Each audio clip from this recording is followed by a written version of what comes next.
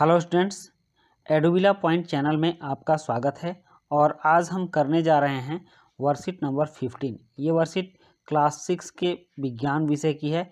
इसमें हम लोग पौधों को जानिए पॉइंट को डिस्कस करेंगे, इस टॉपिक को पढ़ेंगे। लेकिन इससे पहले मैं आपको बता दूं कि आपकी सारी वर्कशीट इस चैनल पर एक दिन पहले अपलोड हो रही है, इसलिए आप लोग एक दिन पहले एडुविला पॉइंट चैनल पर अपनी सारी वर्कशीट देख सकते हो।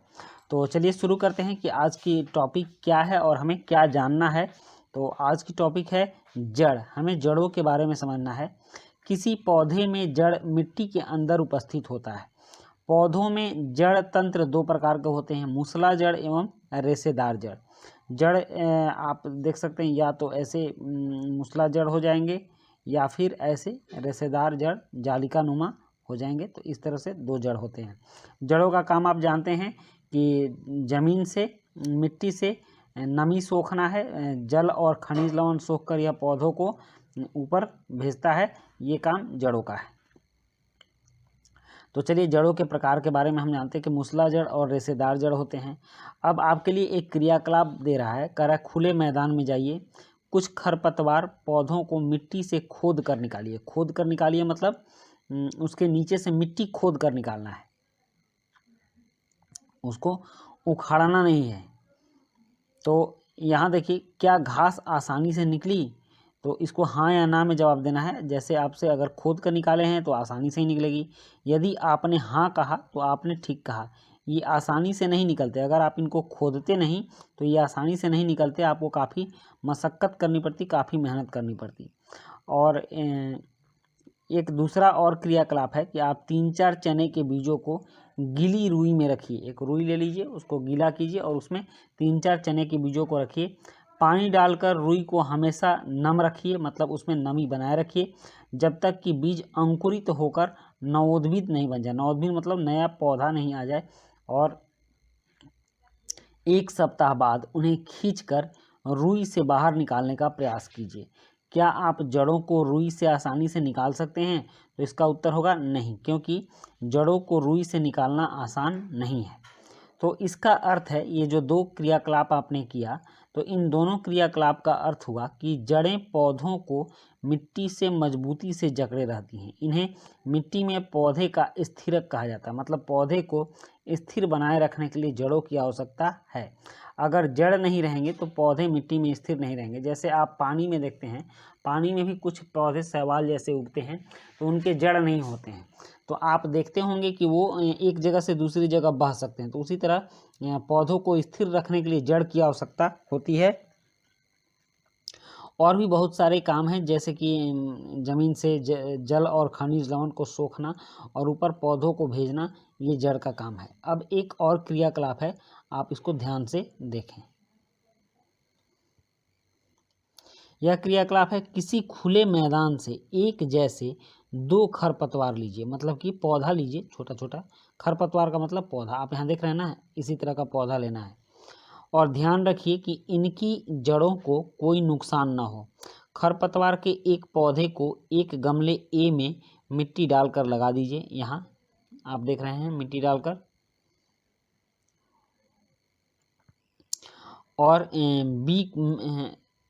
दूसरे पौधों की जड़ों को काटकर दूसरे गमले बी में लगा दीजिए। मतलब इसमें देखिए, इसमें जड़ वाले पौधे को लगाना है और इसमें बिना जड़ वाले पौधे को लगाना है।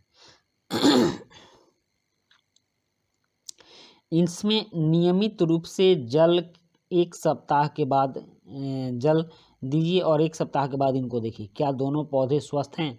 दोनों पौधों में नियमित रूप से जल दिया गया, परंतु देखा गया कि जिस पौधों की जड़ें नहीं थीं वह सूख गया। मतलब ये पौधा सूख जाएगा क्योंकि इसकी जड़ें नहीं थी। यानी जड़ें पानी को एक स्थान से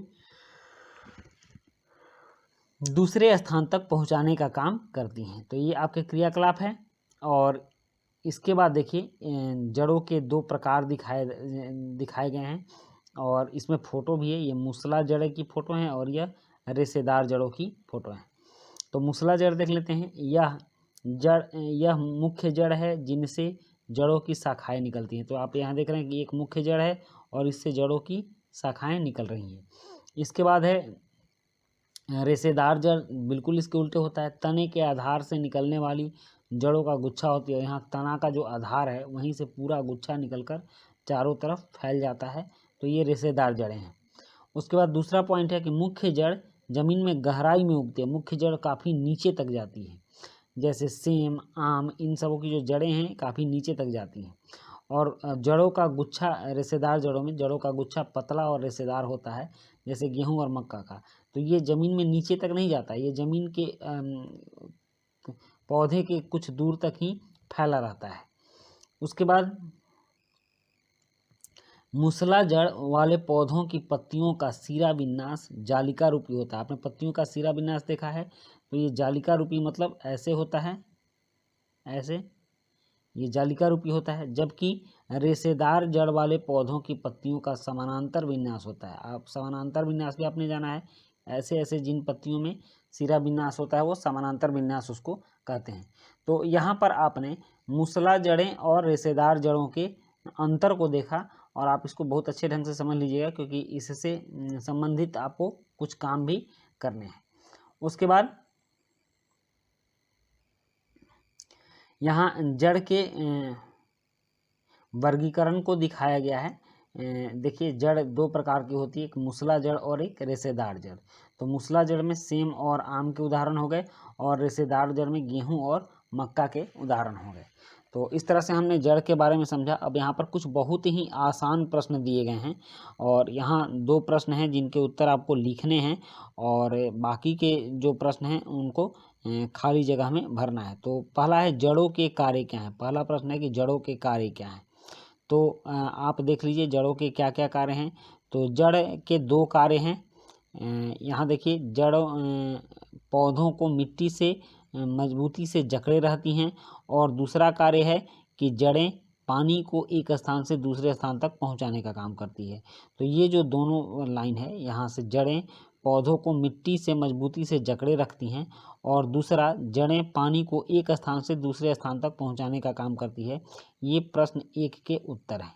आप एक लाइन यह लिखिएगा और फिर एक लाइन यह लिखिएगा, यही प्रश्न 1 का उत्तर है। ओके, बहुत आसान है, आप इसको कर सकते हैं। उसके बाद है प्रश्न 2 कि मूसला जड़ों और रेशेदार जड़ों में अंतर लिखिए। तो यहाँ देखिए, मूसला जड़ों और रेशेदार जड़ों में अंतर आपके सामने ही लिखा हुआ है। आप इस अंतर को, दोनों के अंतर को लिख दीजिएगा, प्रश्न 2 का उत्तर हो जाएगा। उसके बाद है प्रश्न 3 का ए है कि किसी पौधे का जड़ मिट्टी के अंदर का क्या होता है। किसी पौधे में जड़ मिट्टी के अंदर का उपस्थित भाग है। आप इसमें लिखेंगे उपस्थित।